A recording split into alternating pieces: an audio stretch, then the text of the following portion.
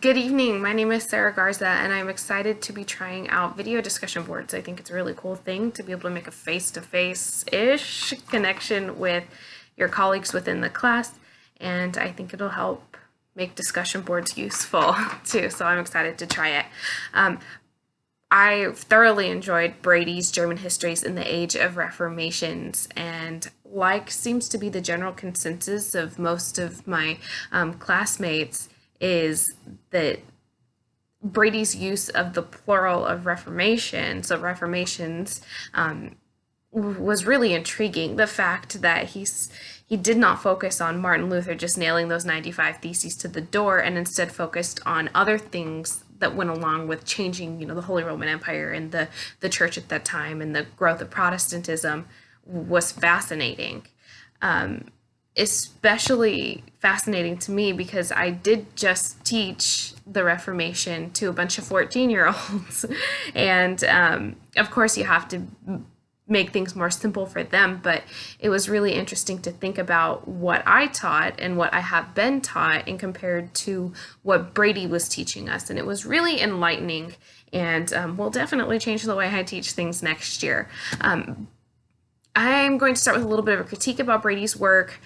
I appreciate the fact that he was looking into Reformation figures and reasons besides Martin Luther. However, I think he could have mentioned Martin Luther more. And the only reason I say that is because I think that Martin Luther was such a big factor in the Reformations, right? Plural. But there wasn't much mention of him in Brady's book. And I think, or I'm assuming, that it's because the reader should already have that knowledge before going into reading a German history book about the Age of Reformations, especially at this level. But I think it would strengthen his argument a little bit more if he did pay that time to Martin Luther that I think he deserves. And I think Martin Luther definitely had more of a place in this book than he was actually given. But I would also like to talk about the total diverseness in the types of Reformation that Brady talked about. It wasn't just religious reformations that he talked about. He was also able to tie the fact that religion played such a huge role in life during this time that it also had political reformations as well. And I love political history, so that's something that I kind of grabbed onto, especially in the territorial states section of Brady's book. It's on page 99, where Brady mentions that in the 15th century, the 15th century witnessed the first attempts to introduce indivisibility of patrimonial lands.